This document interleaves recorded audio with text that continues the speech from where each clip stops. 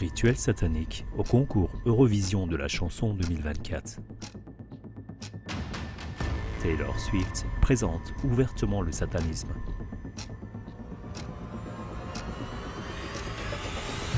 Tout comme de nombreuses autres stars mondiales telles que Madonna, Adele,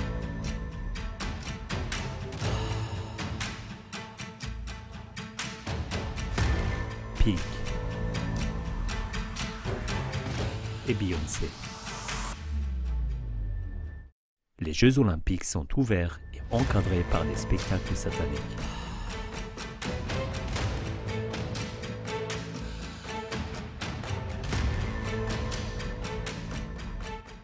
Sur scène, on voit l'image divine de Baal, connue depuis 4500 ans pour des sacrifices d'enfants bien réels. Le cavalier de l'Apocalypse sur son cheval pâle, la mort, apparaît en grand sur scène, tout à fait selon le principe directeur de l'élite autoproclamée. Un quart de l'humanité doit être éliminé du corps social. Nous sommes responsables du processus de sélection de Dieu pour la planète Terre. Il choisit, nous détruisons. Nous sommes les cavaliers sur un cheval pâle de la mort. Nous sommes la première espèce sur Terre à être consciente que l'évolution existe et à être consciente que nous influençons notre propre évolution par tout ce que nous faisons. Les bébés que nous mangeons, la nourriture que nous mangeons, les guerres que nous menons.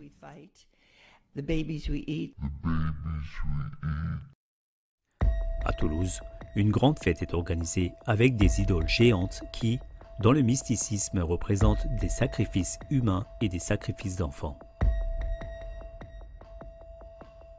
La chanteuse pop américaine Miley Cyrus, qui jouait autrefois Hannah Montana dans une série télévisée, chante les louanges du sataniste Aleister Crowley, qui prône publiquement le sacrifice du sang des jeunes enfants et glorifie les rituels sataniques de sang des grandes guerres mondiales. Ozzy Osbourne a consacré une chanson entière à ce sataniste. Led Zeppelin a fait un chant sur la maison d'Aleister Crowley et les Beatles l'ont représenté sur la couverture d'un de leurs albums de musique. Les musiciens et chanteurs David Bowie et Michael Jackson se sont également affichés avec le sataniste Crowley. Ce dernier a été chassé d'Italie par Mussolini en 1923 lorsque ses rituels sataniques de sexe magique ont été connus. Marina Abramović, l'ambassadrice de l'Ukraine et du belliciste Zelensky, continue l'héritage de Crowley. La méthode implique la déshumanisation, l'humiliation et le cannibalisme.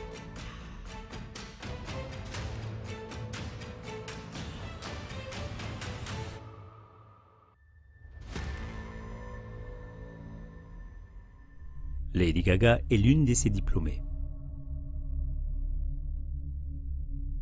Elle a laissé une baignoire pleine de sang dans une chambre d'hôtel. Marina Abramović a été sponsorisée par la fondation Rothschild. Selon l'ex-sataniste John Todt, les Rothschild sont considérés comme les porte-paroles de Lucifer, les chefs de la secte satanique. La glorification du satanisme, le culte de Lucifer et le cannibalisme sont propagés publiquement par des stars propulsées sur le devant de la scène. La chaîne de télévision allemande ZDF a produit et diffusé un film publicitaire sur le satanisme avec l'argent des taxes audiovisuelles obligatoires.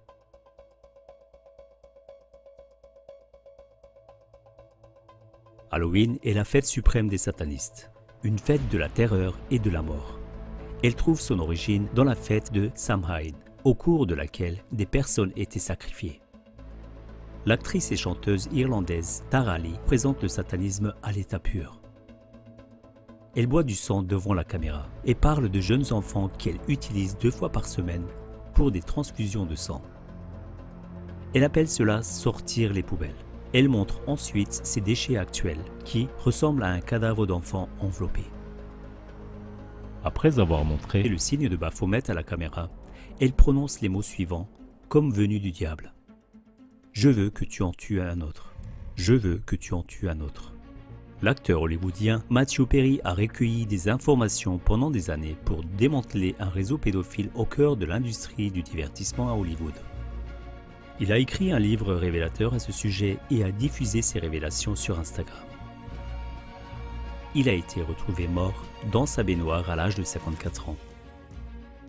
Le même sort a été réservé à Isaac Kappy, Paul Walker, Chris Cornell,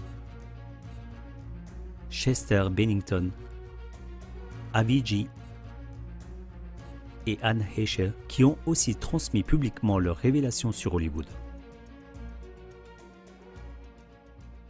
Beyoncé a été accusée de sorcellerie, de meurtre et de pratique de la magie noire par son ancienne batteuse, Kimberly Thompson. Beyoncé aime se présenter avec l'entrée du tunnel du Gothard qui a été inauguré par des cérémonies sataniques. Selon la survivante australienne Fiona Burnett, l'actrice Nicole Kidman avait 11 ans lorsque son père Anthony Kidman a dirigé le dépeçage rituel d'un garçon blond. Sa fille, l'actrice Nicole Kidman, était assise au premier rang lors de ce meurtre rituel.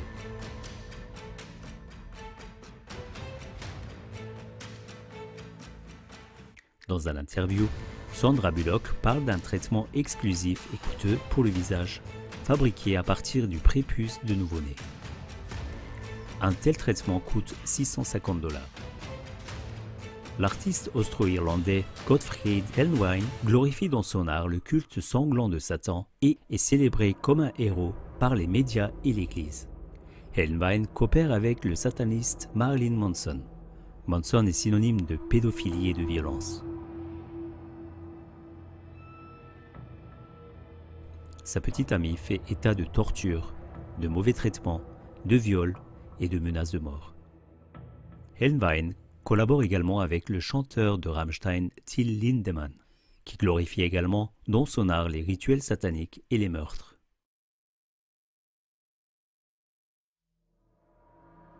Hermann Nietzsche, qui prenait le meurtre comme partie intégrante de l'art et publiait des photos d'enfants assassinés, a été honoré des plus hautes distinctions. L'opéra satanique Sancta a été présenté ces jours-ci à Stuttgart, avec des acteurs totalement nus et inondés de sang. Ils pratiquent le sexe pervers sur scène, se blessent mutuellement, du vrai sang est utilisé, profanent la croix et traînent la foi chrétienne dans la boue avec grossièreté. L'opéra était si dégoûtant que 18 personnes ont dû être traitées pour des nausées et des états de choc lors des 2 premières représentations. Lors des défilés de mode et à la télévision, des valeurs sataniques sont propagées et affichées ouvertement. L'actrice Megan Fox a avoué publiquement qu'elle et son fiancé buvaient occasionnellement leur sang et qu'elle pratiquait des rituels lors des pleines lunes. La dernière série Disney Little Demon met en scène la fille du diable, âgée de 13 ans, dont la mère est profondément mêlée au satanisme. À la 128e journée des médecins, c'est le diable qui accueille les participants. Tout n'est qu'art et culture? Non. Dans les émissions intitulées « La secte de sang 1 et 2 », Loïs Sasek a déjà publié 138 récits de victimes de violences rituelles sataniques et 77 témoignages sur ces pratiques rituelles cruelles. Ces victimes et témoins ont cité nommément 82 agresseurs au total et ont mis en évidence des réseaux de coupables criminels parmi l'élite. Vous regardez maintenant la 3e épisode de la secte du sang avec 247 victimes supplémentaires et 135 témoins qui témoignent de la violence rituelle satanique et de l'horreur des sacrifices rituels. Entre autres, les victimes nomment 172 agresseurs et complices. Les témoignages des survivants du monde entier sont absolument identiques, indépendamment les uns des autres, et dressent un seul et même tableau, comme l'a résumé le fondateur de CLA TV, Ivo Sasek, en 2015. Et vous devez savoir que ces forces sataniques se sont désormais développées de telle sorte que dans chaque pays, dans chaque culture, les sacrifices d'enfants sont devenus une norme pour apaiser les esprits. C'est le faux enseignement de Satan, de Lucifer, selon lequel il fallait toujours finir par des sacrifices d'enfants, des meurtres et des massacres, des effusions de sang sans fin pour apaiser les dieux. C'est la même chose dans tous les pays. Et le carnage s'est amplifié, la violence s'est aggravée, la dégénérescence sexuelle, et toutes ces choses sont devenues de plus en plus dramatiques. Et ils ont un bébé avec eux. Et Monseigneur sacrifie le bébé. On avait sacrifié des enfants et ils ont tué le bébé. De là, j'ai été amenée au groupe qui pratiquait les abus rituels sataniques. C'est un groupe connu dans le monde entier, les francs-maçons. Ils ont donc pris un garçon et l'ont sacrifié. Les francs-maçons ont des loges dans le monde entier.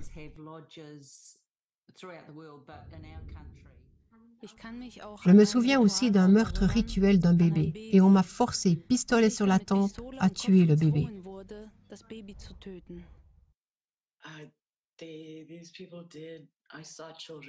J'ai vu des enfants se faire tuer et j'ai vu des bébés se faire tuer. Et dans le cadre de leur religion, ils pratiquaient une sorte de cannibalisme et ils buvaient du sang. J'ai aussi assisté à des sacrifices d'enfants. C'était un enfant d'environ mon âge. Ensuite, il a été ligoté et placé sur un autel de pierre. Et on lui a ouvert la poitrine et on lui a arraché le cœur. Quand on pense qu'un être aussi innocent subit une telle chose, il l'a castré, il lui a ouvert le ventre. Donc, il l'a éviscéré, puis il l'a poignardé dans le cœur avant de le pousser dans le feu depuis l'autel. Et ça, ils l'ont fait avec chaque victime. Et je ne peux presque pas exprimer comment on peut être encore plus un enfoiré. Oh, vous savez quoi? Ne m'embêtez pas avec ça. Je ne veux pas du tout être mêlée à ça. Pour moi, c'est bien trop grave. Sinon, je vais faire une dépression nerveuse. Je ne veux pas m'occuper de ce sujet. Je m'en protège, pas ce sujet.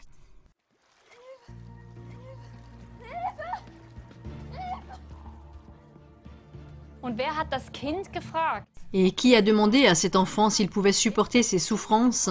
Qui a demandé à cet enfant s'il souhaitait aborder le thème du satanisme, des abus rituels et des meurtres rituels?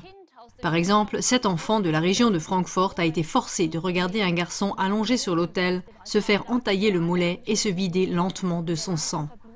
La fillette s'est évanouie. C'était des orgies rituelles sataniques. Comprenez enfin ça. Il n'y avait pas que des adultes à ces soirées. Les adultes étaient responsables des enfants esclaves présents à la fête.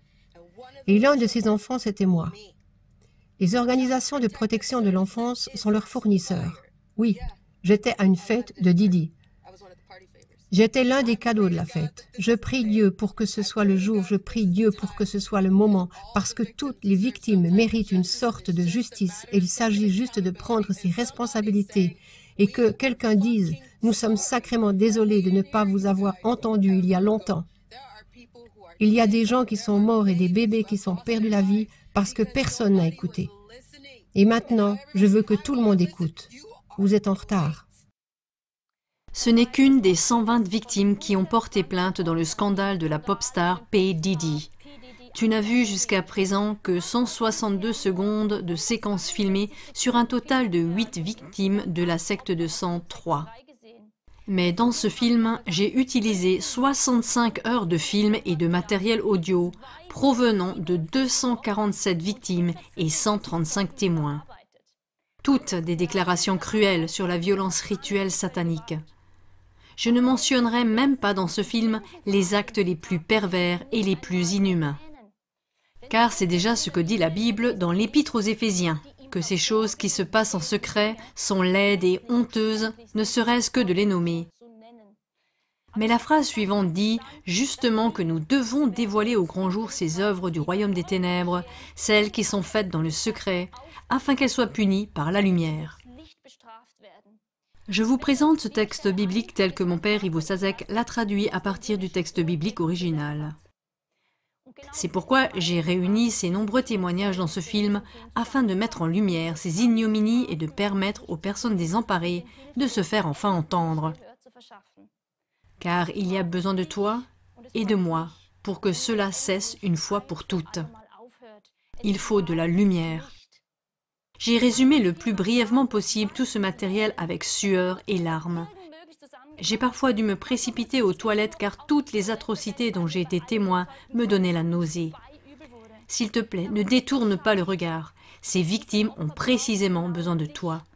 Partagez largement cette vidéo s'il vous plaît. Le scandale P. Diddy, qui a récemment éclaté au grand jour, porte sur des décennies d'intrigues, d'abus, d'extorsion, de trafic d'êtres humains et de violences mortelles. Selon le ministère public, Diddy aurait dirigé un réseau criminel. Sur les 120 victimes qui ont porté plainte, 25 étaient mineures, la plus jeune n'ayant que 9 ans. Souvent, des drogues étaient mélangées à la boisson des victimes afin de les rendre sans volonté et sexuellement dociles. P. Diddy est l'un des tireurs de ficelles les plus influents d'Hollywood. Son réseau de contacts comprend également des politiciens haut placés et des anciens présidents. Le rappeur Suge Knight a déclaré que les raids n'étaient pas dirigés contre Diddy, mais pour détruire les images et les films compromettants sur des hommes puissants. La même chose s'est produite dans l'affaire Dutroux en Belgique, dans l'affaire Teichmeister en Autriche et dans l'affaire Epstein aux États-Unis, ainsi que dans l'affaire Haute de la Garenne sur l'île de Jersey et dans l'affaire Zandvoort aux Pays-Bas. De même, lorsque Manuel Mitas a publié des éléments à charge dans l'affaire Kampusch, montrant qu'il ne s'agissait pas seulement d'un auteur isolé, il a été passé à tabac, son appartement a été incendié, on lui a coupé l'électricité, on a fermé son compte en banque, etc. Tout est mis en œuvre pour faire passer des délinquants isolés pour des coupables. Le matériel vidéo compromettant qui pourrait indiquer l'existence d'un réseau pédocriminel est toujours saisi en premier. Des centaines de témoins et de victimes révèlent dans leurs témoignages les preuves accablantes que l'on peut voir sur ces films. À savoir, des visages connus de célébrités mondiales qui abusent d'enfants, les torturent et les font parfois souffrir jusqu'à la mort. Il s'agit, selon les témoignages et les victimes, d'un réseau pédocriminel organisé à l'échelle mondiale de ceux qui aimeraient être l'élite. Les soirées de P. Diddy ont également accueilli des célébrités comme les stars de la musique, Jay-Z, Beyoncé, Usher, Meek Mill, Rick Ross, French Montana et les stars du cinéma, Cuba Gooding Jr., Leonardo DiCaprio, Tom Hanks et toute une série d'autres acteurs très bien payés, des lauréats d'Oscar et même de grands réalisateurs de films hollywoodiens. On voit par exemple Tom Hanks avec des petites filles habillées et maquillées comme des femmes adultes. Le prince anglais Harry semble lui aussi être un bon copain de P. Diddy. La journaliste d'investigation Liz Crokin révèle que le réseau Epstein avait des liens avec P. Diddy. Sur la liste des personnes haut placées dont on sait qu'elles ont rencontré Epstein, on trouve par exemple Ariane de Rothschild. Jaguar Wright, une femme témoin, a sauvé 3 femmes de l'île des pédophiles de Jeffrey. En larmes, elle explique que les terribles sévices ont été diffusés en direct sur Internet.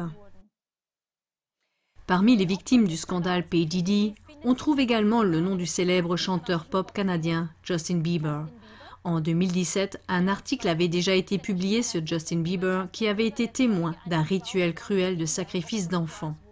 Des managers de l'industrie du disque auraient participé à cette fête top secrète et, selon Bieber, auraient bu le sang du bébé torturé. Ce serait le pire moment de sa vie. Justin Bieber avait annulé sa tournée mondiale parce qu'il avait besoin de faire une pause par rapport à l'industrie de la musique. Citation de Bieber, « Les pédophiles dominent l'industrie de la musique. » Bien entendu, de telles déclarations sont rapidement étouffées ou publiquement remises en question. Mais il y a des centaines de victimes et de témoins qui disent la même chose. Examinons quelques autres victimes et témoignages. Secte du sang 3. D'autres victimes et témoins racontent des abus rituels sataniques. Sue, la survivante originaire du sud de la Californie, a survécu à d'horribles tortures et à des abus rituels. Elle était présente lorsqu'un enfant a été brûlé. Les parents de David Shorter étaient des adeptes de Satan.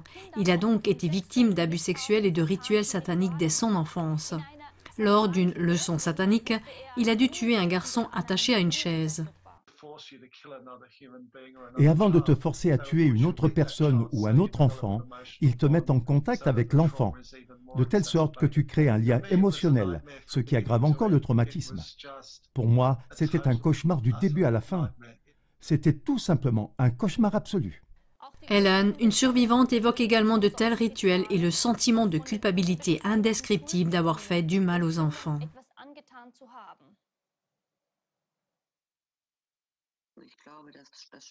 Je pense que le pire était vraiment de voir comment d'autres enfants étaient torturés et comment je devais moi-même faire du mal à d'autres enfants. Je pense que c'est pire que ce qui m'est arrivé.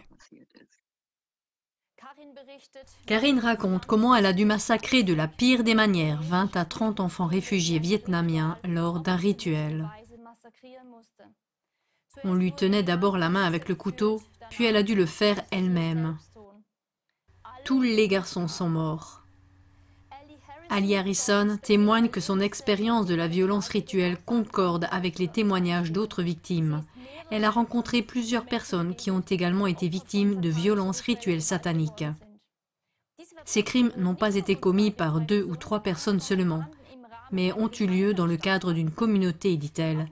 Nina a également subi des violences rituelles dès l'âge d'1 an. Elle a participé à des mises à mort brutales, y compris à des dépeçages et à des découpages à vif, comme nous l'entendons régulièrement.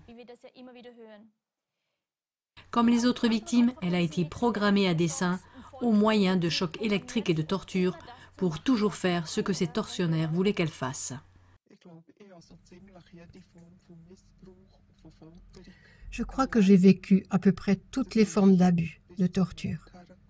Cela a été jusqu'au meurtre, aussi avec du sang humain.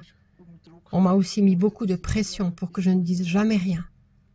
J'ai été impliquée dans tout ça par mon grand-père et les francs-maçons. Evelyn a vécu la violence rituelle dans les cantons suisses de Genève et de Vaud.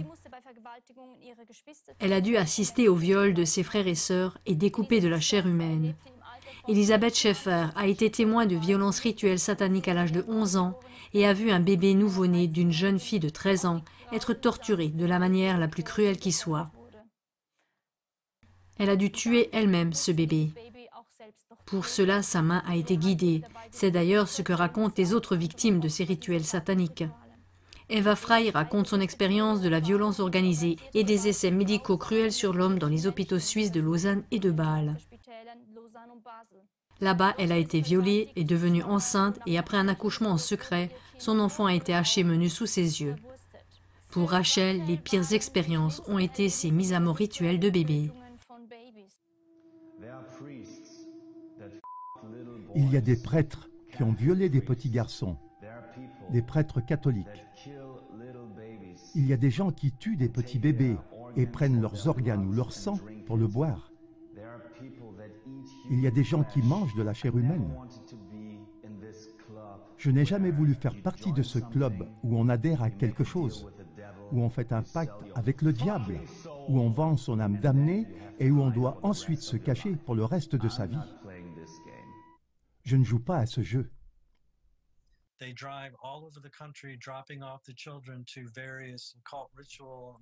Ils parcourent tout le pays et emmènent les enfants à divers événements rituels nocturnes ou cultes, afin que les enfants puissent être utilisés ou consacrés ou assassinés.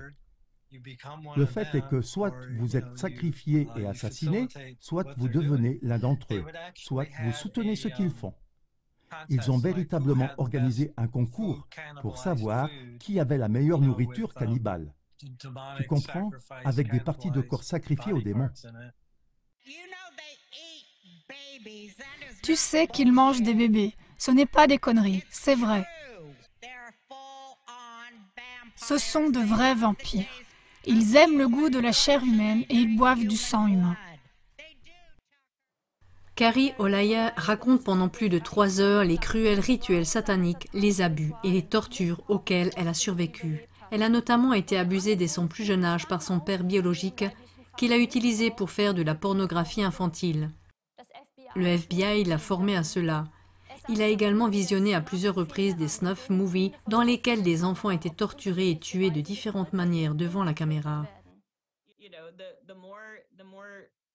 Vous savez, plus ils peuvent exercer de pouvoir et plus ils peuvent faire l'expérience de la souffrance et de la douleur, ce qui est une preuve de ce pouvoir, plus ils sont heureux. C'est leur addiction, vous savez. Viennent les perversions, où il n'y a plus que des meurtres, que les pires choses. Là où le sexe dégénère en brutalité, en passant par le sadomasochisme, on passe à la torture. Le plaisir de la torture, le plaisir de mutiler un corps vivant, de torturer, de dévorer, de faire n'importe quoi de délirant. Tout cela ne s'arrêtera pas à la pornographie. On peut à nouveau considérer cela comme une exagération ou une fausse prophétie. Mais voyons ce que chantait il y a 30 ans le célèbre groupe punk allemand Die Toten Hosen.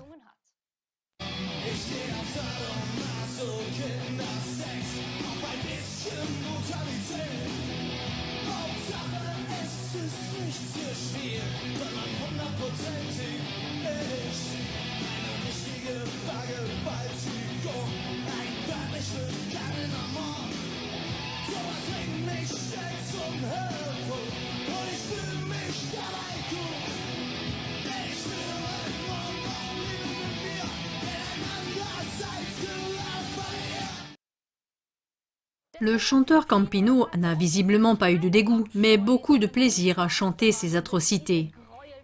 Il est intéressant de noter que c'est justement Campino qui avait été invité l'année dernière au banquet d'État avec le roi Charles. Nous reviendrons sur ce dernier plus tard. Ce que ce groupe dit Toten Hosen chante si gaiement est malheureusement devenu une terrible réalité pour des enfants comme Manuel Schwadwald, 13 ans. Manuel Schwanwald a été vendu à Warwick S, un producteur de snuff movie. Sur un yacht appartenant à Gary Hu, le chef du réseau pédophile de Zandvoort, Manuel a été assassiné devant la caméra lors de la réalisation d'un snuff movie. Des célébrités étaient présentes. Dans le cadre de son enquête, l'assistante sociale Ginny Padaens a eu accès à la snuff vidéo montrant le meurtre de Manuel Schwanwald et la mise à mort d'une jeune fille. Elle a été assassinée alors qu'elle tentait de remettre ces vidéos aux autorités chargées de l'enquête. Les vidéos montraient des personnes célèbres. Le journaliste d'investigation Oliver Greif a publié son ouvrage de révélation « Le cas Manuel Schwanwald et le réseau Zandvoort » après de longues recherches. Même le responsable des abus au gouvernement fédéral allemand confirme, je cite, « On tue même des enfants devant la caméra ».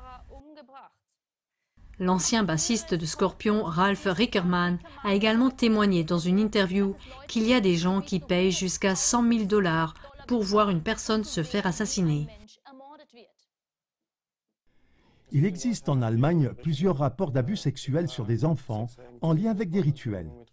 Leur nombre a depuis pris des dimensions relativement importantes. Tous les satanistes ont été abusés quand ils étaient enfants. Tous. Je ne peux absolument pas imaginer une personne normale qui fasse quelque chose d'aussi horrible, d'aussi répugnant, d'aussi dégoûtant, d'aussi brutalement humiliant. Une personne qui soit même capable d'une telle chose. Elisabeth Roth, professeure de folklore, parle plus d'une douzaine de langues et avait de bons contacts au Vatican. Elle a écrit 4 volumes dans lesquels elle révèle, je cite, « Ce sont les buveurs de sang, les satanistes, qui élèvent des enfants pour les tuer, sans certificat de naissance. Ce qui est voulu, c'est l'esclavage des enfants, les abus sexuels sur les enfants et la torture des enfants, afin d'augmenter l'adrénaline dans le sang, pour boire ensuite ce sang enrichi dans des cercles sataniques lors de cérémonies occultes. » Une autre citation de R.D. Steele, ex-conseiller du gouvernement américain. « On fait venir des avions pleins d'enfants sans papier. La plupart d'entre eux sont tellement maltraités et torturés qu'ils ne survivent généralement pas 2 ans. » Et j'ai fourni au Royaume-Uni des détails sur les personnes impliquées dans le trafic d'enfants. Les noms, ils sont allés au gouvernement. Personne ne veut agir, faire quelque chose.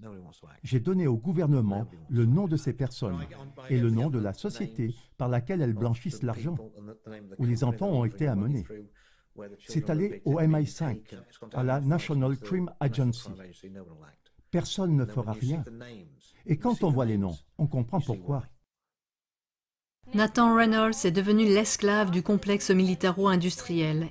Il a également été utilisé comme coursier pour le transport de flacons d'adrénochrome en Arizona, afin de les livrer à de nombreux membres de l'église mormone.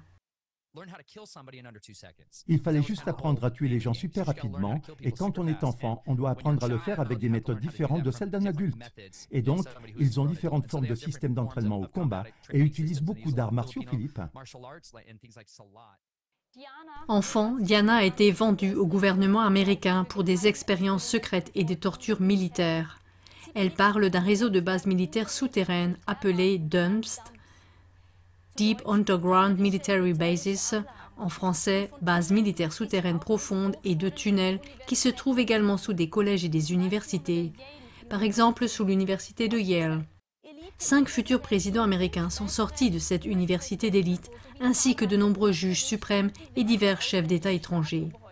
Une société secrète de l'université de Yale, baptisée Skull and Bones, a également produit des personnalités de premier plan dans les domaines de la politique et de l'économie, dont 3 présidents américains. L'un de ces DUMBs se trouve également sous le camp David, la zone de loisirs du président américain en exercice. Dans ce contexte, il est totalement illusoire de croire que l'armée ou le gouvernement américain évacueront un jour volontairement ces DUMBs. Le journaliste turc Serhat Tokmat étudie lui aussi depuis des années les réseaux de tunnels en Turquie. Il a par exemple découvert 3 tunnels sous un orphelinat et a observé qui y entrait et en sortait, et il met maintenant tout en lumière. MK-Ultra était un projet de la CIA. C'étaient les méthodes de torture les plus brutales. Ils essayaient de discuter du fonctionnement du cerveau humain. Que faut-il faire pour qu'une conscience s'efface ou qu'une personne fasse exactement ce que je veux? Comment créer un esclave sexuel et bien plus encore? Ils ont eu recours aux électrochocs, aux viols les plus violents, aux rites sataniques. Tout, absolument tout ce que Dieu a interdit, ils l'ont pratiqué. Cette élite au pouvoir est tellement obnubilée par le pouvoir qu'elle maltraite même ses enfants jusqu'au sang. Donc, tous ces programmes qu'ils font subir aux autres enfants, ils les font aussi subir à leurs enfants, juste pour assurer le pouvoir. Les politiciens sont soumis à 2 types de chantage. D'une part, la pédophilie et d'autre part, l'argent, la corruption. Le cœur du mal de ces groupements sataniques est dans le sous-sol, dans des tunnels, dans des réseaux de tunnels. C'est là que le mal couve, c'est là qu'ils couvent. C'est là qu'ils créent leur énergie, c'est là qu'ils génèrent, qu'ils font leurs rituels. C'est là qu'ils génèrent leur force. Au fond, nous prenons déjà le mal au collet, car les gens sont maintenant au courant. Car notre génération est différente. Nous voulons apprendre, nous voulons explorer, nous voulons changer ce monde. Et nous ne pouvons plus supporter le mal qui règne ici. Et je vais vous dire autre chose. Nadia Merchenko, le pilote privé de Jeffrey Epstein, a admis que d'innombrables enfants avaient été enlevés lors du tremblement de terre en Turquie en 1999 et qu'ils avaient été emmenés aux États-Unis dans des jets privés. Et même en 2023, lors du tremblement de terre en Turquie, des milliers d'enfants qui avaient été sauvés vivants des décombres sont toujours portés disparus. Ils ont été emmenés par de drôles de voitures blanches. Nous menons les enfants à l'hôpital, a-t-on dit, et ces enfants ne sont jamais réapparus. Il y a donc un grand mouvement en Turquie par rapport à la pédophilie, au trafic d'organes, etc. Prenons tout cela au sérieux. Mettez l'accent dessus. C'est l'incubateur du mal. Si nous allons au fond de cela, nous pourrons, pour ainsi dire, transformer le mal en lumière dans ce monde et nous attendre à un avenir meilleur. Exactement, nous avons déjà pris le mal au collet car les gens sont maintenant au courant. C'est pourquoi il est impératif de partager cette vidéo très largement afin que tout cela ne puisse plus subsister, chers amis. Et je pourrais continuer à raconter ici histoire sur histoire de victimes et de témoins de la secte du sang. Mais le film serait beaucoup trop long, c'est pourquoi je me contenterai ici de vous faire apparaître les noms d'autres victimes et témoins de violences rituelles et de tortures appelées MK-Ultra qui ont été rendus publics. Derrière chaque nom, il y a une histoire, il y a une personne, il y a toute une documentation. Dans le documentaire Les Survivantes, actuellement à l'affiche dans les cinémas français, 6 autres survivantes ont fait des révélations. Et encore plus, mais je ne répéterai pas ici tous les noms des victimes de la secte du sang 1 et 2. Karine, une survivante allemande, a témoigné à Domian, une émission de radio-téléphone allemande. D'autres témoins et lanceurs d'alerte révèlent également de manière décisive les abus rituels sataniques qui ont lieu dans le monde entier. Pour tous ces témoins, je dispose d'informations détaillées, de rapports et de références sûres. J'ai déposé toutes les vastes révélations dans les endroits les plus divers et les ai sauvegardées plusieurs fois. Presque toutes les victimes et tous les témoins de la violence rituelle satanique parlent d'une élite du pouvoir autoproclamée, comme d'une interconnexion mondiale de coupables. Secte de sang 3. D'autres victimes et témoins parlent d'un réseau de délinquants élitistes.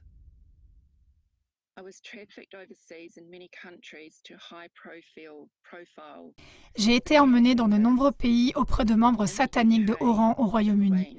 La reine, un vice-président des États-Unis, un diplomate américain, une éminente rockstar britannique. 2 célébrités très connues aux États-Unis, des premiers ministres au Royaume-Uni et des responsables gouvernementaux en Irlande, des responsables gouvernementaux, des médecins et des enseignants en Nouvelle-Zélande. La survivante Hayes a grandi dans une famille de culte satanique et a été témoin de violences rituelles dans de nombreux pays. Elle a également séjourné à la Maison-Blanche. Et ils sont toujours très fiers d'être puissants, fiers de leur arbre généalogique, de leur lignée. Les gens les considèrent comme des gens très aisés. Ce sont des juges, des avocats, des officiers de police judiciaire, des douaniers. Mon grand-père était psychiatre. Ma grand-mère enseignait la psychologie à l'université. Donc, des gens comme ça. Hayes cite comme lieu de crime des manoirs et des châteaux, par exemple à Heidelberg, ainsi que des terrains publics. Les Allemands et les Britanniques travaillent en étroite collaboration. Mais le fait est que c'est partout et que ça se passe surtout dans les cercles élitistes, nos gouvernements, nos dirigeants d'église et les entreprises, les grandes entreprises. Toutes les personnes à la tête de ces choses sont généralement des satanistes. Et c'est pourquoi il est très important pour notre culture, pour notre monde, que cela soit mis au jour et stoppé. C'est ce qui rend les choses si sombres sur cette planète. Chers téléspectateurs, chères téléspectatrices, c'est précisément pour cela que nous révélons ces atrocités. La survivante Dale Heibel et de nombreuses autres victimes et témoins racontent que l'ensemble de l'appareil judiciaire est plein d'agresseurs et de juristes qui ont été mis dans des situations vulnérables et ensuite soumis à des chantages. Par conséquent, il n'y aurait pas de droit pour les victimes de la violence rituelle satanique. Voyez à ce sujet le documentaire de CLA-TV qui a fait l'objet de recherches approfondies, Scandale, la justice impliquée dans des réseaux pédocriminels. Nous avons malheureusement beaucoup de gens qui ont fait des recherches et ils ne sont plus en vie. Ils ont tout simplement été écartés. D'autres ont été incarcérés ces dernières années alors qu'ils étaient sur la piste de ces structures et de ces réseaux de violences sexuelles rituelles. C'est le cas de Nathalie et Chantal. Et ceux qui sont actuellement en prison sont ensuite catégorisés faisant partie de la droite. Ils sont diffamés et on leur met le sceau de citoyens du Reich alors qu'ils étaient actifs dans la protection des enfants. L'ancien officier d'état-major Max Eder a été arrêté sous l'accusation de citoyen du Reich, extrémiste de droite. Il a pu vérifier les données du cas Nathalie et les a déposées chez un notaire. Après l'expertise qu'il a réalisée sur l'affaire Nathalie, il a échappé de peu à une tentative d'assassinat à Munich. Son appartement a été perquisitionné à plusieurs reprises. Le chauffeur d'Eder a été poursuivi sur l'autoroute alors qu'il se rendait en Allemagne et il a été impliqué dans un accident. Toutes les preuves des actions spéciales, dans les dumps, dans le triangle de Bâle, des bunkers dans la forêt noire, la région du lac de Constance, ont été sécurisées par Eder et déposées chez des avocats et des notaires. Les preuves montrent l'implication de la politique, des autorités et des administrations. Extrait de sa lettre du 1er mai 2023. C'est là que j'ai pu rassembler un matériel riche qui comprend des images, des vidéos et des noms. Dans cette liste figurent également les noms de politiciens jusqu'à des niveaux élevés pour qui une publication de ma part serait de manière compréhensible plus que désagréable. Toute personne qui rapporte des abus sur des enfants par des organes officiels ou gouvernementaux sera poursuivie. Ils sont tous mis en pièces, publiquement mis en pièces parce que les mass-médias ne font plus ce qu'ils devraient faire, c'est-à-dire être le quatrième pouvoir. Non, ils s'associent et ils s'allient avec les services d'enquête, même avec les tribunaux, et ils démolissent les gens avant. Nous n'avons plus de justice ordinaire, nous n'avons surtout pas de ministère public digne de ce nom. Nous savons que nous avons des politiciens qui sont des pédocriminels. Nous savons que nous avons des juges et des procureurs, des commissaires de police qui sont des pédocriminels. Et cela est dissimulé. Cet appareil de dissimulation fonctionne du fait que ceux qui en parlent se retrouvent justement derrière les barreaux. Tout simplement pour qu'ils soient le moins crédibles possible parce que ce sont des terroristes d'État ou, je ne sais pas, des citoyens du Reich, peu importe ce que doit être un citoyen du Reich. Le docteur Christidis elle-même fait l'objet de procédures judiciaires depuis des années en raison de son engagement contre l'enlèvement et l'abus d'enfants. Au total, elle a fait l'objet de 82 procédures pénales, des tentatives répétées pour la stopper dans ses actions. Laurent Louis, homme politique belge, a présenté des preuves évidentes que la version officielle du scandale de l'agresseur d'enfants, Marc Dutroux, ne peut pas correspondre à la vérité. Voici un extrait de son discours devant le Parlement. Les pédophiles bénéficient toujours d'une protection, ce qui n'est dû qu'au fait qu'ils font partie des pouvoirs en place. Ce sont eux qui influencent la jurisprudence. Comment expliquer autrement que ceux qui veulent trouver la vérité soient persécutés et que tout soit fait pour les réduire au silence? Depuis quand un membre du Parlement n'a-t-il pas le droit de présenter des indices prouvant que la version des tribunaux n'est pas compatible avec la vérité? Au lieu de recevoir des éloges et de la reconnaissance pour son travail, Laurent Louis est devenu la cible d'une chasse à l'homme en Belgique. Diffamation, harcèlement, perquisition, censure de son site internet. Des procédures ont été engagées contre lui et une expertise psychiatrique a été réalisée à son sujet. Il a été condamné à une amende de 50 000 € et à 20 mois de prison avec sursis pour avoir qualifié le Premier ministre belge de pédophile au Parlement. Les faits qu'il a révélés dans l'affaire Dutroux continuent cependant d'être passés sous silence. Aujourd'hui, je vais me consacrer à un sujet que je n'ose pas aborder depuis longtemps, parce qu'il est tout simplement trop dangereux, à savoir le mal indicible via les satanistes et les buveurs de sang. Je suis en possession de plus d'une douzaine de déclarations notariées concernant de tels événements. Par exemple, une ancienne victime, une femme qui, à l'âge de 4 ans, a dû enfoncer un poignard dans le cœur de sa sœur jumelle. Et ensuite, les participants, à savoir la crème de la société et de la politique, se sont jetés sur la petite victime et ont bu son sang et mangé ses organes.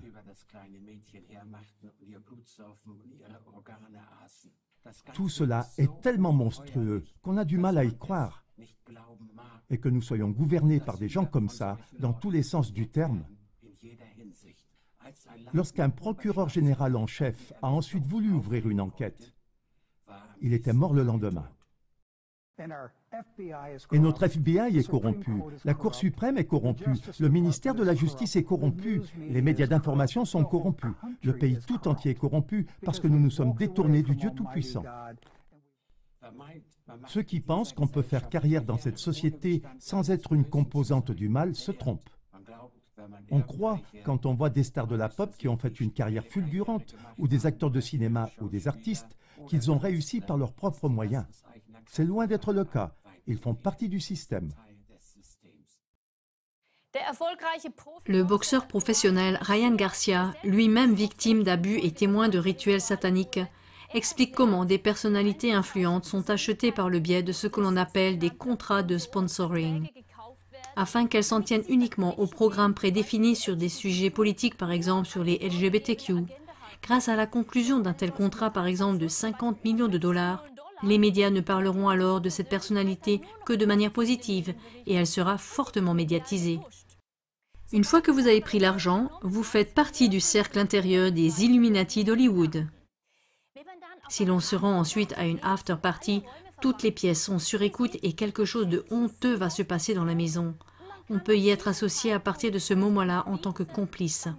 Le chantage est donc parfait. Le psychologue clinicien, thérapeute et journaliste indépendant Joachim Hagopian a rédigé une série de livres sur la pédophilie et l'empire, Satan, la sodomie et l'état profond. Il est titulaire d'un master en psychologie clinique et a travaillé pendant un quart de siècle dans le domaine de la santé mentale avec des enfants et des adolescents victimes d'abus. En résumé, il témoigne avoir découvert en profondeur le réseau mondial actuel du commerce sexuel des enfants, qui opère au plus haut niveau du pouvoir et sert principalement à faire chanter des personnalités politiques et du monde du spectacle.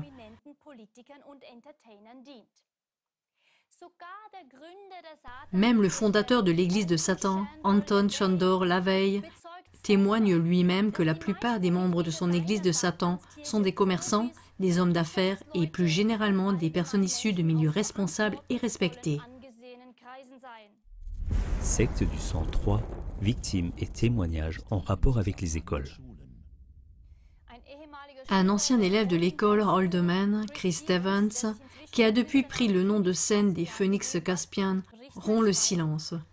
Le roi Charles et des amis proches ont violé et torturé des centaines d'enfants, dont il a fait lui-même partie.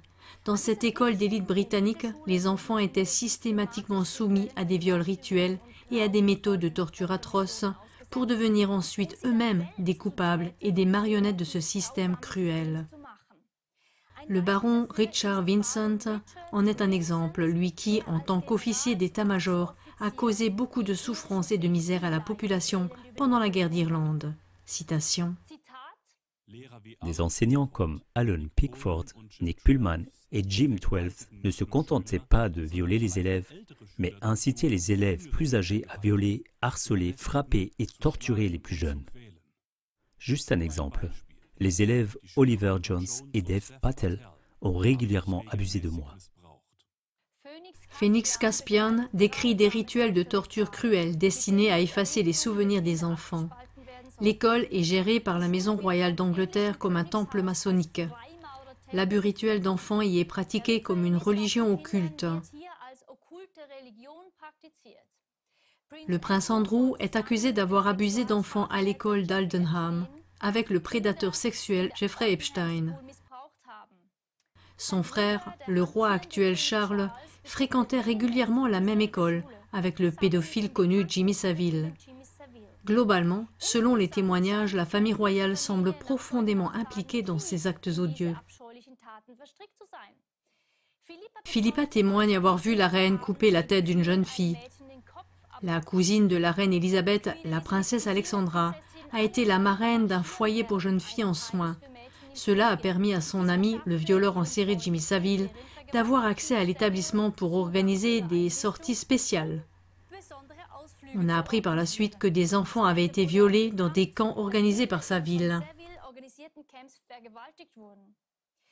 Les liens du prince Andrew avec Epstein et les accusations des victimes à son encontre sont bien connus. Or, l'année dernière, un autre témoin a pris la parole pour dire qu'il avait vu le prince Andrew agresser sexuellement 2 enfants dans un club de Kiev. La génération suivante de la famille royale a également été initiée très tôt à ces atrocités. Rikeshvan, né dans une famille d'Illuminati de la même lignée que la famille royale, témoigne d'événements horribles lors de ses visites à Buckingham Palace qu'elle a vécues avec les princes William et Harry. Elle raconte comment elle et sa sœur jumelle ont dû tourner des films avec les princes dans lesquels elle devait tuer et manger d'autres enfants. Lors d'une autre visite, elle a été emmenée dans une cave. Il y avait là des cages alignées les unes à côté des autres avec des enfants à l'intérieur et Harry voulait que Rick en choisisse qui devait être abattu. Il y avait 5 enfants et ils les ont tous tués dans le parc du palais. Ils se sont baignés dans leur sang. C'est la pire chose dont elles se souviennent. L'actrice Emma Watson, connue pour son rôle dans Harry Potter, a suivi une partie de sa formation d'actrice à la Royal Academy of Dramatic Art, dont le patron est le régent de la couronne britannique, l'actuel roi Charles III.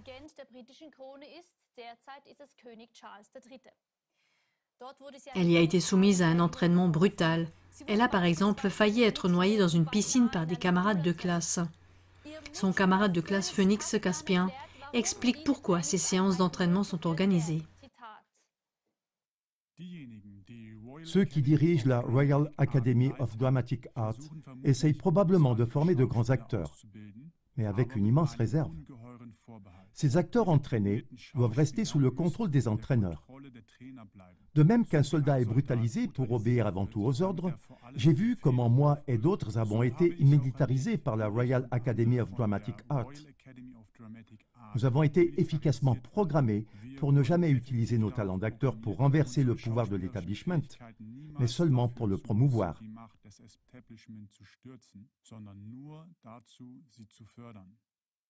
Également dans le foyer Haut de la Garenne, des enfants plus âgés ont également été incités par des employés à attaquer et à violer des plus jeunes, a rapporté Peter Hannaford, aujourd'hui âgé de 59 ans. Il a lui-même été victime de tels actes de violence presque toutes les nuits lorsqu'il était enfant placé en institution à l'âge de 12 ans. D'autres témoins ont également rapporté que les viols de filles, tout comme de garçons, étaient monnaie courante dans tous les groupes d'âge. De nombreux enfants ont également été victimes d'abus sexuels dans l'établissement préscolaire McMartin de Marathon Beach. Des tunnels ont été découverts sous l'établissement préscolaire. Le scandale a été connu sous le nom de cas McMartin. Mais de tels scandales existent aussi sous nos latitudes. Andreas Huckele a fréquenté la Odenwaldschule et a écrit un livre sur ses expériences traumatisantes. Il a été exposé presque quotidiennement à des agressions sexuelles à l'école. Max, 9 ans, a lui aussi vécu le martyre à l'école primaire autrichienne Ulrich Kirchen-Schleinbach-Kronberg. Le garçon a déjà été victime de violences rituelles sataniques si graves de la part de son père qu'il lui est désormais interdit d'entrer en contact avec lui. Mais la violence est alors poursuivie de la part de ses camarades de classe qui l'ont torturé en permanence et l'ont blessé si gravement qu'il a fallu plusieurs opérations et une intervention médicale d'urgence. Les camarades de classe ont été incités par la maîtresse de classe à commettre ces actes qui ont parfois eu lieu sous ses yeux. L'un de ces tortionnaires est le fils de l'employé du service de la jeunesse. La directrice nie et dissimule les faits. Alors que les pédiatres recommandent l'école à domicile, les autorités l'interdisent. Le tribunal inflige une amende de 5 000 € à la mère car Max n'a pas pu se rendre à son rendez-vous d'expertise après l'intervention d'urgence. Ce schéma dans lequel toutes les autorités conspirent contre la mère en dépit du bon sens s'observe malheureusement aussi dans d'autres cas. Les enlèvements d'enfants, un moyen éprouvé de la secte satanique pour s'emparer des enfants.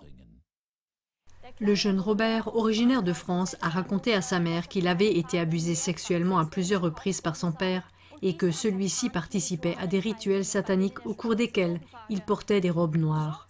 Malgré les preuves trouvées sur des photos et des vidéos de Robert et de son père, le tribunal a décidé que le père pouvait continuer à avoir des contacts avec Robert.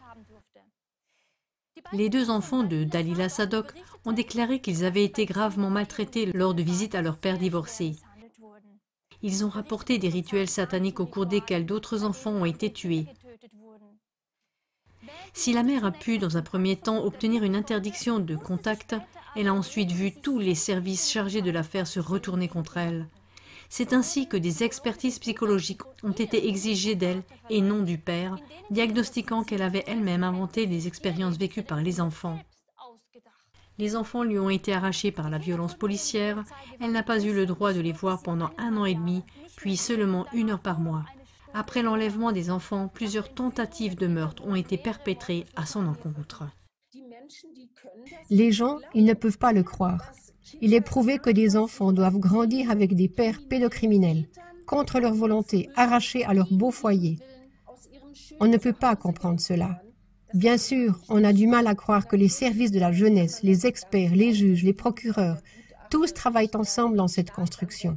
C'est une mafia qui vole des enfants, car ce sont bien sûr d'énormes modèles commerciaux qui se cachent ainsi derrière.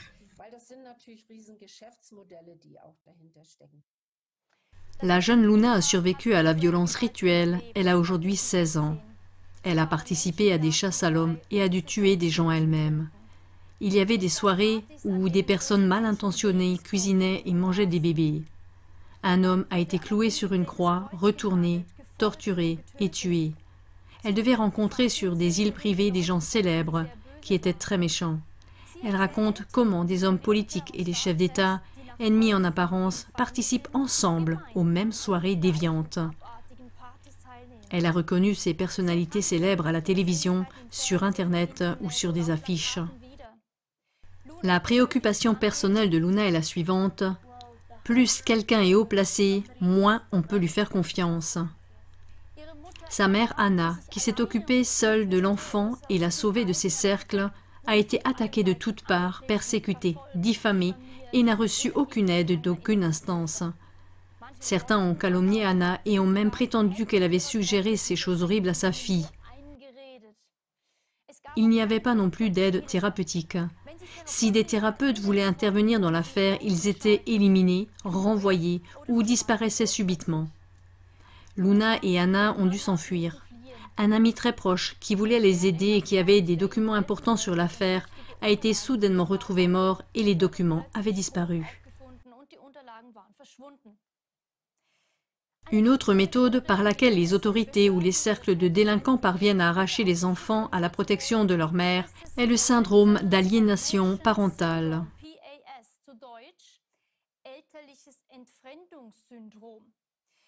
Cette théorie a été développée par le pédopsychiatre américain Richard Alan Gardner, qui avait également publié plusieurs articles pro-pédophiles.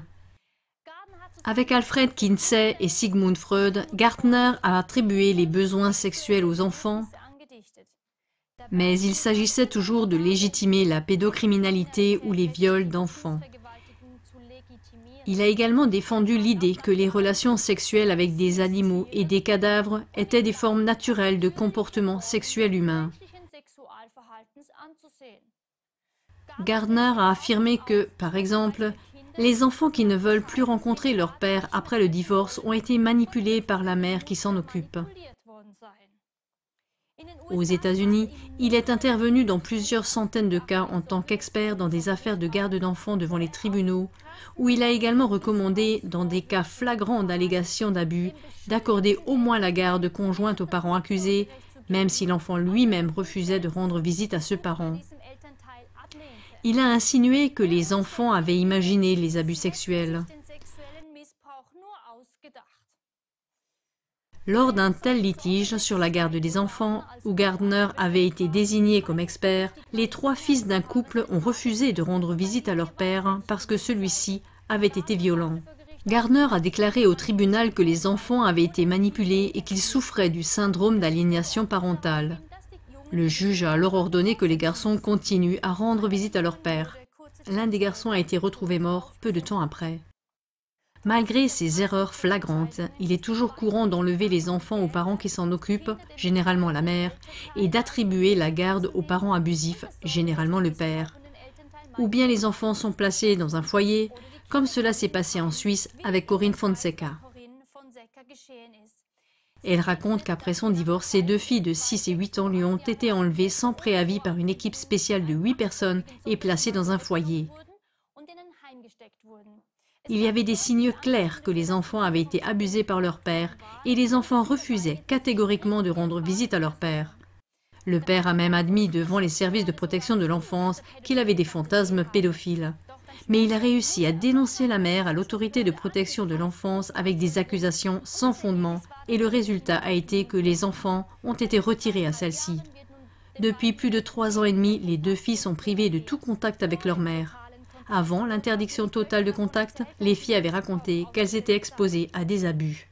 Richard Moritz a montré lors de la 13e AZK l'augmentation des prises en charge et des vols d'enfants en 2015. Les enfants deviennent des marchandises sans droit. Les prises en charge de mineurs par les services de la jeunesse en Allemagne sont passées de 48 000 à près de 78 000. Rien qu'en 2014 et 2015, le vol de bébés à l'hôpital a augmenté de 42%. Aux États-Unis, le nombre d'enfants disparaissant chaque année est d'environ 800 000 et dans le monde, il est même d'environ 8 millions. D'autres sources parlent même de 9 millions. Des ramifications élitistes dans les affaires Jersey et Dutroux. Jusqu'à présent, dans cette émission, nous avons vu de nombreuses imbrications et interconnexions. J'aimerais vous montrer, à l'aide de ce schéma dans l'affaire Jersey, comment ces interconnexions fonctionnent. En rouge, les coupables et les dissimulateurs. En vert, les personnes chargées d'enquêter et les témoins. En bleu, les victimes. Je vais l'afficher brièvement pour que vous puissiez l'étudier tranquillement. Sur l'île de Jersey, des centaines d'enfants auraient été abusés et maltraités et beaucoup auraient même été tués, aussi bien dans des foyers pour enfants que sur des bateaux en haute mer. Des policiers dévoués et un ministre ont tout mis en œuvre pour faire la lumière sur cette affaire, identifiant 160 victimes et témoins et plus de 100 suspects, dont des membres de l'élite politique et sociale de Jersey. Mais c'est justement cette soi-disant élite de la politique et des médias qui a veillé à ce que les courageux découvreurs soient tous évincés de leurs fonctions et que leurs successeurs présentent ensuite au public des résultats d'enquête à décharge. Les médias, qui étaient gérés par les politiciens dissimulateurs, ont attaqué les découvreurs et ridiculisé les résultats de leur enquête. Ainsi, seuls quelques petits sous-fifres ont finalement été condamnés, mais les hommes d'influence n'ont pas été inquiétés, comme toujours. On voit les mêmes processus à l'œuvre dans l'affaire Dutroux, où d'immenses efforts ont été déployés pour faire passer celui-ci pour un délinquant isolé. Mais je me demande comment il se fait que plusieurs des témoins aient été tués alors que l'auteur présumé de l'acte isolé était en prison. Voici également une représentation visuelle. On y voit que Dutroux, dont le nom était sur toutes les lèvres, n'était que le plus petit maillon de la chaîne. Mais ce réseau remonte jusqu'au Premier ministre qui, avec un réseau de fonctionnaires corrompus de la police et de la justice, la famille royale belge et l'establishment des grands entrepreneurs belges, a étouffé toute enquête tout en recrutant des groupes terroristes et des assassins pour faire le sale boulot. Ce réseau était immensément grand. Aujourd'hui, les enquêteurs ont identifié 111 personnes qui faisaient elles-mêmes partie des agresseurs ou qui ont aidé à bloquer leur divulgation. Victoire sur la secte de sang. Nous avons entendu dans cette émission plusieurs noms d'organisations qui seraient impliquées d'une manière ou d'une autre dans ces pratiques sataniques. Francs-maçons, Hollywood, Illuminati, lucifériens, satanistes. Dans les épisodes 1 à 3 des émissions sur la secte de sang, nous avons en outre rencontré des victimes et des témoins issus des idéologies les plus diverses. Que ce soit parmi les athées, les mormons, les catholiques, les communautés chrétiennes, ou que nous ayons rencontré des survivants qui ne pouvaient absolument pas reconnaître un arrière-plan idéologique chez leurs tortionnaires. Néanmoins, tous les survivants témoignent à l'unanimité qu'il s'agit d'un réseau élitiste qui a infiltré tous les postes et fonctions importantes au plus haut niveau et que ces cercles de délinquants sont bien organisés et interconnectés entre eux. Oui, ils se couvrent même dans le monde entier et se protègent mutuellement afin que le réseau ne soit pas démantelé. Mais qui se cache donc exactement derrière cette secte sanguinaire qui se manifeste dans le monde entier et qui, à sa tête, semble avoir infiltré à peu près toutes les institutions politiques, idéologiques et religieuses? Car il est évident que la foi chrétienne ou par exemple les grades inférieurs de la franc-maçonnerie n'ont rien à voir avec ces pratiques sataniques. Nous demandons à une survivante, Jessie Tsebotar, qui exactement pourrait être derrière tout cela.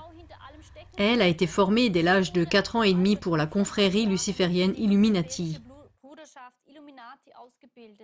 Elle affirme notamment que des personnes haut placées voyagent d'un continent à l'autre à bord de super yachts pour faire passer des enfants.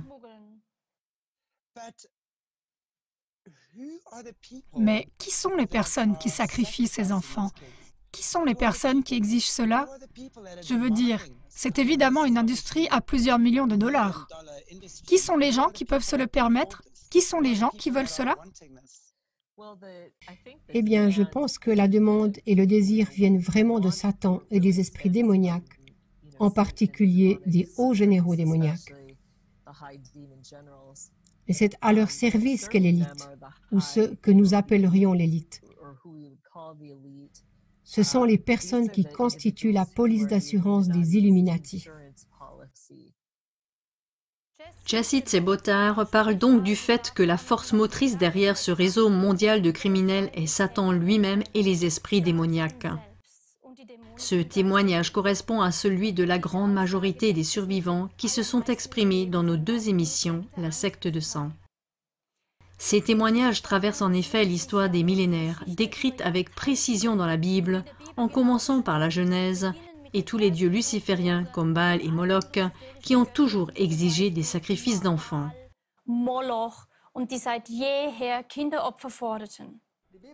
La Bible dit que Satan se déguisera en ange de lumière.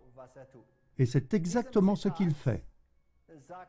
Dans cette citation, Albert Pike dit que tous les francs-maçons du 30e degré au 33e degré doivent savoir que Lucifer est Dieu. Lucifer est leur Dieu. Écoutons l'ex-magicien Christopher Lee, qui était acteur et chanteur. C'est un fait qui existe depuis plusieurs milliers d'années. Je veux dire que lorsque nous parlons de magie noire, nous parlons de satanisme, de nécromancie, d'alchimie, de sorcellerie, de la glorification de Satan, de la glorification des forces obscures. Que ce soit le vaudou, le juju ou autres pratiques dans le monde occidental ou dans le monde oriental, c'est fondamentalement l'adoration de la force du mal incarnée par Satan, Lucifer, le prince des ténèbres et ses légions, etc. C'est un fait extrêmement dangereux. Ça existe aujourd'hui autour de nous. Des cérémonies sataniques vont se produire ce soir, c'est certain. Demandez à un prêtre, demandez à un membre des forces de l'ordre, et ils vous diront que le satanisme est là en tant que tel. Il est là, et il est là depuis des milliers d'années. Comme je l'ai dit, j'étais certainement impliqué. Et je vous préviens tous, ne faites jamais cela, jamais. Vous ne perdez pas seulement votre esprit, mais aussi votre âme. Telle est la mise en garde pressante de l'ex-magicien Christopher Lee. La question qui se pose maintenant à nous est de savoir s'il y a une chance de vaincre ces forces et de mettre un terme aux agissements néfastes de la secte du sang. Pour obtenir une réponse à cette question, nous nous rendons en Afrique chez l'un des satanistes les plus haut placés de l'époque. Il a vécu une expérience très marquante dans sa carrière de sataniste qui l'a poussé à changer de camp.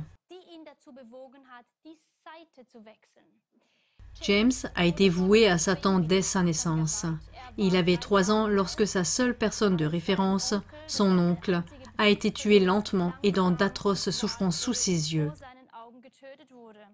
Au prix de méthodes de torture atroces, de douleurs et d'abus rituels, James a été formé dès son plus jeune âge pour occuper une position de pouvoir élevée au sein du satanisme. Plus tard, lorsqu'il s'est vraiment élevé, l'une de ses principales tâches a été d'attaquer les hommes de Dieu et de tenter de les détruire. Il recevait jusqu'à 600 000 $ par an pour détruire de tels puissants mouvements de lumière. Mais c'est là qu'il a appris à connaître une puissance supérieure contre laquelle tout le culte de Satan et tous ses degrés réunis n'avaient aucune chance. J'étais toujours dans l'occultisme et j'étais dans la ville de Kampala. Et je me souviens que j'ai reçu l'ordre de nos dirigeants de quitter la ville et de rester à 70 miles de la ville et de retirer toutes nos actions, parce qu'un homme de Dieu allait venir dans la ville. Et je me souviens qu'on nous a dit que si nous restions dans la ville où se trouvait cet homme, sa prière nous tuerait tous ou nous convertirait tous. Et je me souviens que la consigne était « Restez en dehors de la ville à 70 miles, mais n'entrez pas non plus dans la ville pendant 21 jours après qu'il l'ait quittée. » Car même après 21 jours, son pouvoir, l'effet de son pouvoir demeure dans l'atmosphère de la ville où il était. J'étais donc toujours dans l'occultisme et je me demandais quel genre de pouvoir c'était, parce que je connaissais le pouvoir, je connaissais Satan, je connaissais beaucoup de ces types de pouvoirs. Le prédicateur avait donc une prière dans toute la nation et cette prière avait complètement écarté tous les autels du royaume des ténèbres. Il les avait complètement effacés, les autels, complètement, parce que je me souviens qu'on m'a dit « S'il vous plaît, ne faites rien, cessez toute action et restez à l'écart. S'ils peuvent continuer ainsi et achever leurs alliances, ils sécuriseront les portes du monde des esprits et arrêteront les activités sataniques dans le monde des esprits. » James a poursuivi en disant que la seule façon d'affaiblir le pouvoir de tels hommes de Dieu était de semer la discorde, la division et l'apostasie dans les rangs du mouvement. Pour cette mission, ils effectuaient souvent des recherches très longues et complexes afin de trouver une porte d'entrée chez une personne quelconque proche de l'homme de Dieu. Lorsqu'ils parvenaient à pousser de telles personnes à la division ou à susciter la méfiance à l'égard de tels hommes de Dieu, Ils entraînaient souvent beaucoup de monde avec eux. Et le mur de protection autour de l'homme de Dieu avait une faille et il pouvait l'affaiblir indirectement. Mais dès que le mur autour de l'homme de Dieu était à nouveau étanche, il n'y avait plus de passage pour les satanistes. Cette expérience de l'infériorité infinie de l'ensemble du culte de Satan parmi ces hommes de Dieu a changé sa vie, et il a plié les genoux devant Jésus-Christ et ses serviteurs envoyés. Il a changé de camp. Cela m'a beaucoup frappé, car exactement comme cet ex-sataniste l'a décrit, mon père est depuis des décennies continuellement et massivement attaqué par cette secte, diffamé de toutes parts et traîné dans la boue, parce qu'il fait toutes ses œuvres directement inspirées par Dieu et qu'il est toujours en contact direct avec lui. C'est pourquoi, depuis toujours, la secte satanique met tout en œuvre pour le calomnier, pour salir son nom. Les peuples sont dressés contre lui par des campagnes médiatiques perfides. On attise les peurs à son égard et on le présente comme un chef de secte dangereux et violent. En permanence, cette secte de sang tente de séparer de lui même les personnes les plus intimes pour briser l'unité. Car c'est la seule façon pour la secte de sang de détruire un véritable homme de Dieu. Mais elle n'y parviendra pas car Dieu est plus fort que Satan. Et c'est la bonne nouvelle ici. Il envoie ses prophètes et ses serviteurs comme il l'a fait depuis des millénaires pour libérer l'humanité de la domination de Satan. C'est pourquoi nous pouvons briser ces forces de Satan si nous ne nous laissons pas diviser, si nous ne nous laissons pas monter les uns contre les autres et si nous formons un rempart autour des vrais hommes de Dieu. Mon père est sans aucun doute l'un de ces puissants hommes de Dieu car il se tient devant Dieu nuit et jour. Il a déjà fondé la ZK il y a plus de 20 ans, puis CLA TV. Et avec toutes les autres chaînes d'information qui ont vu le jour, nous sommes devenus une arme vraiment puissante et efficace contre la secte satanique. Car, après la chute, Dieu dit en plein visage au serpent, dites le diable, Satan, Lucifer, ce sont des termes interchangeables. Il dit, je t'écraserai la tête par la semence de l'homme, faite de chair et de sang. il faut absolument que tu écoutes la prédication en entier. Elle s'intitule « Actualise ta vision du monde ». Le lien s'affiche à l'écran. Tu comprendras alors l'histoire du monde et tu auras une vue d'ensemble. Tu comprendras aussi mieux la mission que nous avons dans ce monde. Et tu verras qu'il y a bel et bien de l'espoir. Plus les gens se joignent aux serviteurs établis par Dieu et forment un rempart autour d'eux, y compris dans la prière, plus la secte satanique perd de son pouvoir et est repoussée, sans armes ni violence, uniquement par la force de l'esprit. Celle-ci se potentialise fortement dès que les serviteurs de Dieu sont entourés de protection et d'amour par les hommes et que nous ne nous laissons plus dresser les uns contre les autres. C'est exactement ce dont témoignent tous les véritables repentis de la secte satanique, mais aussi la Bible, par exemple l'apôtre Paul. Damaris, une survivante de la violence rituelle originaire d'Allemagne, raconte comment le ministère d'Ivo Sazek l'a libérée de ses souffrances physiques et psychologiques. Elle dit à toutes les victimes, aux personnes concernées et aux survivants qu'ils prennent courage et que la guérison est possible. Elle dit « J'ai subi pendant de nombreuses années des violences rituelles et de nombreux autres abus qui ont suivi. Je me trouvais dans une grande détresse physique et psychique, mais j'ai pu expérimenter la guérison. Grâce à Ivo Sazek, j'ai pu découvrir à quel point Dieu est attentionné et paternel, qu'il y a un vrai Dieu d'amour et qu'il veut me transformer en l'image qu'il a de moi et non en celle que je voyais à travers tout ce que j'ai vécu. J'ai des centaines d'amis très chers qui ont pu faire l'expérience d'une guérison intérieure tout aussi profonde dans le ministère d'Ivo Sazek à l'OCG. Tu trouveras le témoignage complet et encourageant de Damaris sur www.ocg-live.ch. Le lien est en dessous de la vidéo. La survivante de violences rituelles, Rojana, a également un message important et plein d'espoir pour toutes les survivantes et pour tous les êtres humains.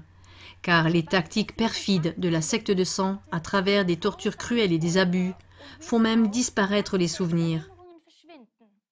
Mais Rojana dit que nous avons la capacité, sans connaissance, d'écouter notre corps, qui réagit très clairement quand on voit ou entend une personne. Ivo Sasek appelle cela le système de navigation de la vie, la loi de l'esprit de la vie. Cela signifie que nous avons en nous une capacité qui ressent exactement si c'est la vie ou la mort qui émane d'une personne ou d'un mot qui est prononcé. C'est un principe de navigation absolument fiable. Elle nous conduit à travers une paix calme et qui monte en nous quand une chose est claire. La Bible l'appelle la paix de Dieu. Mais cette vie divine s'éloigne immédiatement de nous lorsqu'une chose est fausse. Grâce à elle, on peut tout distinguer, même si dans sa tête, on ne sait même pas ce qui se cache derrière une personne ou ce que cette personne a fait. Tu le ressens dans chaque fibre de ton corps, de ton âme et de ton esprit, comme le dit Rojana.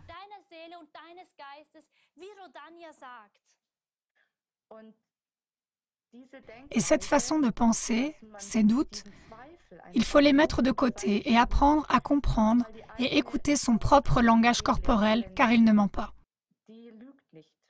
Donc chaque cellule entre en résonance et c'est là que tout est enregistré. Et quand je repense à toutes ces histoires ou à toutes ces personnes que j'ai rencontrées, mon corps a été le premier à les identifier. Mais dans ma tête, j'ai trouvé une excuse. Non, il ne faut pas être impoli.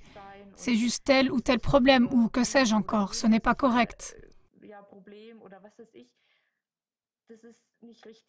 C'est donc une programmation, et c'est voulu qu'il reste caché, qu'il reste dans l'occulte et qu'il puisse continuer à tirer les ficelles.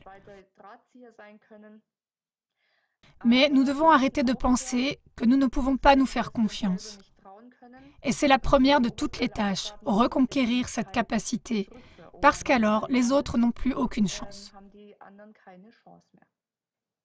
Exactement, c'est très bien exprimé. Merci beaucoup, chère Rojana. C'est ce que nous allons essayer de faire avec nos téléspectateurs. Car nous sommes tous confrontés en permanence à des personnes qui nous sourient sur les écrans de télévision et nous disent ce que nous avons à faire et à ne pas faire. Pourtant, selon les témoignages et les victimes de la secte de sang, ce sont souvent ces personnes influentes et respectées qui ont des vices abominables dans l'ombre et qui commettent des crimes sataniques absolument atroces. Testons tout de suite notre système de navigation de la vie qui vient de nous être décrit par Rojana et Ivo Sasek. Nous prenons l'exemple de Mark Beneke et de sa femme Inès Azrael Fischer-Beneke. Mark Beneke nous est présenté à la radio et à la télévision comme la voix du bon sens. Il n'y a guère de débat télévisé auquel il n'ait pas participé. Il est présenté comme le biologiste criminologue par excellence. Il a écrit d'innombrables articles et livres qui se retrouvent partout parmi les best-sellers. Il se voit remettre une multitude de prix et a bénéficié d'une formation à l'Académie du FBI aux États-Unis. Nous voyons ici Mark Beneke et sa femme Inès Azrael Fischer, une esthéticienne, faire ensemble la promotion de la vaccination, des masques FFP2 et mettre en garde contre le changement climatique et la chaleur d'origine humaine.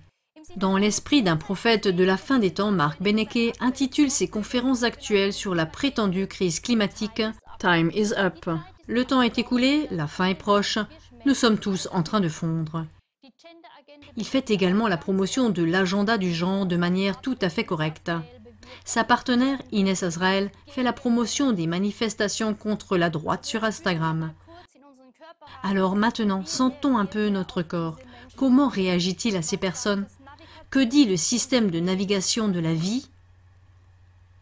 Ok, vous avez votre réponse? Très bien. Maintenant, passons aux faits qui vous permettront de vérifier concrètement ce que vous ressentez.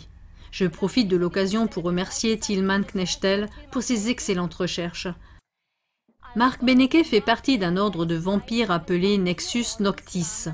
Dans cet ordre, il est habituel et courant de boire le sang d'autres personnes. Son épouse, Inès Azrael Fischer, alias Inès Beneke, est la chef de l'ordre de Nexus Noctis, la plus grande et la plus ancienne société de vampires en activité. D'ailleurs, aussi bien le Temple of Set, temple satanique du sataniste Michael Aquino, que la Church of Satan d'Anton LaVey avait un ordre vampirique affilié. Inès Azrael Fischer, qui dirige l'ordre des vampires, pose aux côtés de Beneke en tant qu'experte sur toutes sortes de sujets, ou est qualifiée d'experte en médias sociaux, bien qu'elle ait appris le métier d'esthéticienne dans le cadre de sa profession. Par exemple, elle a donné aux gens une grande leçon sur le Covid via les médias grand public et nous a donné des instructions claires pour que nous nous fassions vacciner, par exemple, etc. Partout, elle a immédiatement le droit de donner n'importe quelle opinion politique et les portes des médias lui sont grandes ouvertes. Son mari, Marc Benecke, est le président de la société allemande Dracula. Il écrit dans sa série de livres « Vampires parmi nous », je cite « Il y a des vampires qui se sont fondus dans notre société, j'en fais partie. » Fin de citation. Marc Benecke est en réseau avec le vampire de Paris, Nico Clos, qui a assassiné et mangé 2 personnes et qui est maintenant en liberté. Il gère une boutique en ligne et il vend des t-shirts à l'effigie des tueurs en série. En prison, il a écrit un livre de cuisine cannibale qu'il vend assidûment. Ce Nico Clos a même récemment fait l'éloge de tueurs en série dans des posts sur les médias sociaux. Marc Benecke réalise donc une interview totalement dénuée de sens critique, voire même parfois humoristique, de ce tueur cannibale qui s'identifie à un vampire. Sur l'initiative de Benecke, un autre cannibale, surnommé Dr Fleischer, a été admis dans l'ordre Nexus Noctis, l'ordre des buveurs de sang. Marc Benecke présente donc des cannibales.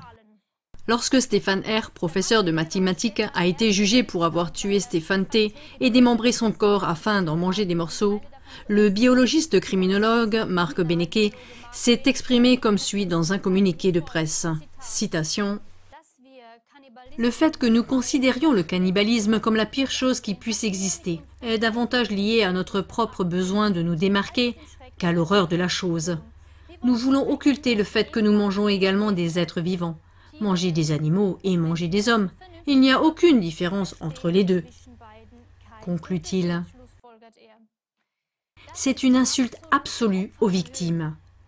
Partout, Marc Benecke minimise le vampirisme et se présente comme un expert indépendant qui n'a fait que jeter un coup d'œil dans le milieu. Dans les interviews qu'il donne, il ne dit pas qu'il fait partie du milieu. Le journaliste d'investigation professionnel de la recherche et rédacteur Guido Grant révèle dans son blog à quel point le vampirisme est réellement inoffensif. Dans une liste presque interminable, il révèle des meurtres réels commis par des vampires. Ce Marc Benecke, en tant que biologiste criminologue, est en outre immédiatement sur place lorsque des morceaux de corps sont volés quelque part dans le monde ou lorsque de grands assassinats sont commis. Il est immédiatement interviewé à la télévision et cité dans la presse écrite comme une compétence de premier plan. Qu'est-ce qu'il fait sur ces scènes de crime en tant que vampire avoué et confident de tueurs cannibales? Le fait qu'il ait des liens étroits avec les services secrets russes et qu'il ait suivi une formation à l'académie du FBI aux États-Unis rend également plutôt méfiant. Cela rappelle même les liens d'Epstein avec les services secrets. Un témoin important de la violence rituelle satanique, Victor, affirme que lors d'enquêtes, la police judiciaire et le parquet ne trouvent tout simplement rien sur les lieux du crime et que les preuves disparaissent purement et simplement. Lorsque la police procède par exemple à des perquisitions chez les tueurs, ces derniers sont informés au préalable, car il ne s'agit justement pas de criminels isolés, mais de groupes bien organisés et protégés, auxquels participent parfois des membres de la police et de la justice. Le ministère public affirme ensuite le contraire dans le rapport d'enquête final. Victor poursuit en expliquant que la télévision suisse SRF et les médias écrits mènent une campagne agressive de protection des délinquants, car malgré toute la dissimulation des autorités infiltrées, de plus en plus d'actes honteux sont révélés au grand jour. La conclusion de Victor est la suivante. L'information est importante. C'est pourquoi il faut absolument regarder mon émission Scandale SRF et Robin Rehman, Satanic Panic. Mais il n'y a pas que les preuves qui disparaissent sur les scènes de crime. Les témoins et les activistes qui veulent dénoncer de tels crimes sont aussi massivement pris pour cible, ridiculisés publiquement ou empêchés de parler.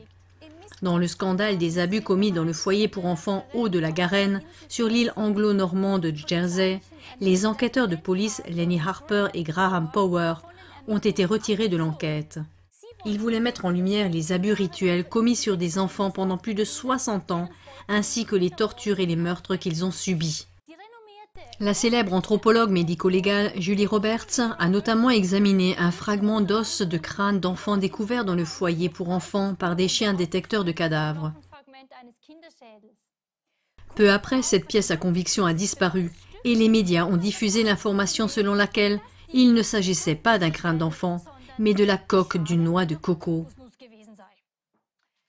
Stuart Sivray, un ministre du cabinet de Jersey, qui voulait rendre public le contexte du scandale de la Haut-de-la-Garenne, a été diffamé de la pire manière et s'est vu retirer son poste de ministre. À ce stade, je me joins très volontiers aux paroles de Joachim Hogapians. Il est psychologue clinicien, thérapeute et journaliste indépendant. Quels que soient les efforts déployés par les institutions établies, qu'il s'agisse de la justice ou de l'industrie des médias, pour nier, détourner et dissimuler cette réalité abjecte d'abus sexuels effrénés sur les enfants, la vérité finit toujours par triompher.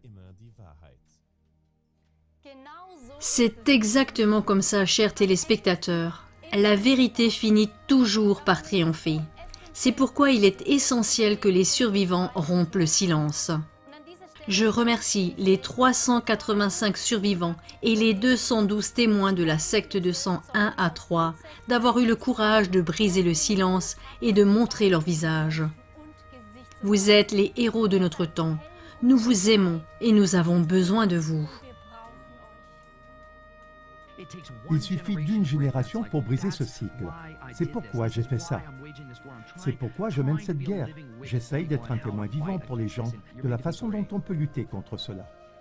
Tu es fait pour être courageux. Ce n'est qu'en brisant le silence que cela pourra cesser. Et ce n'est qu'à ce moment-là que cela est vraiment mis en lumière.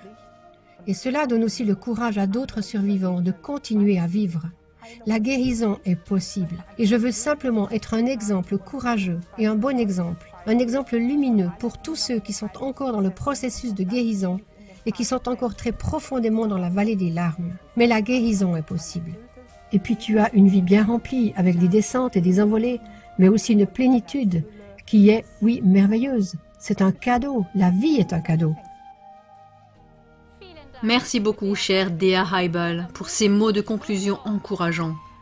Nous arrivons enfin à la fin de notre documentation. Mon appel à vous tous est le suivant. Revenons à notre système de navigation de la vie. Nous devons absolument nous en tenir aux porteurs de lumière d'où émane une force de haut niveau. Peu importe ce que l'on dit d'eux, par exemple dans les médias, ou ce que les calomniateurs disent d'eux.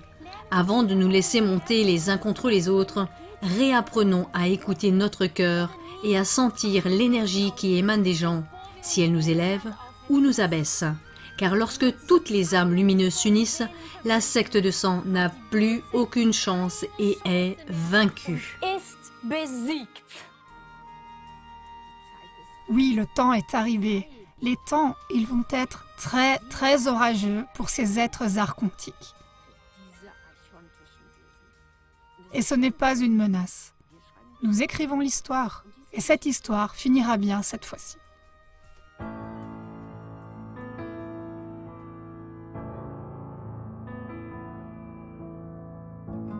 Ich schau auf das, was vor mir steht, wie ein Berg mitten im Weg. Ich will dir folgen, Herr, deinen Weg gehen. Aber Gott, jetzt scheint mir, das sei doch viel zu schwer. Aber du bist ja da und du trägst mich. Ja, du trägst mich hoch, gerade auf diesen hohen Berg. Jesus, du bist ja da und du trägst mich. Kein Feind kann mich hindern, den Weg mit dir zu gehen. Es was mich traurig macht,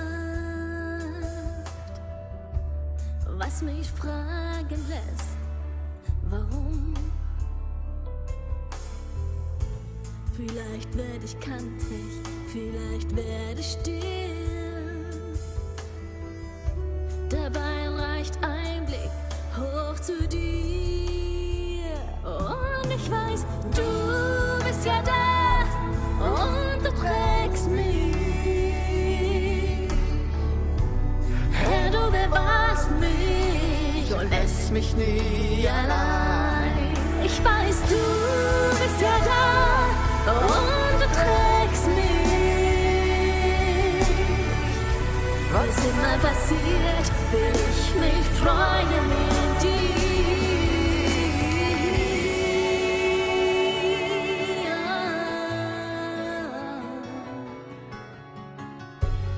Du bist der Einzige, der einen nie betrügt.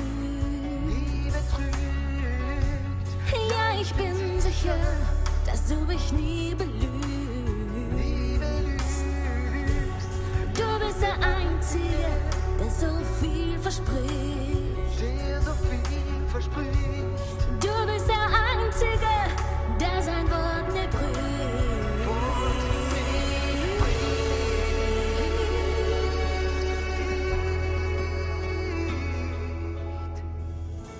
Wie oft schon habe ich Hilfe gekriegt, Hilfe von dir aus jeder Not.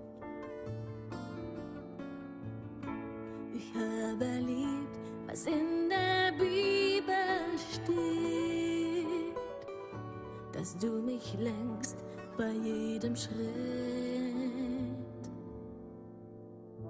Herr, lass diese Einsicht doch ganz tief in mir sich verwurzeln und immer fort in mir bewirken, dass ich aus Furcht vor dir siegreich dem Teufel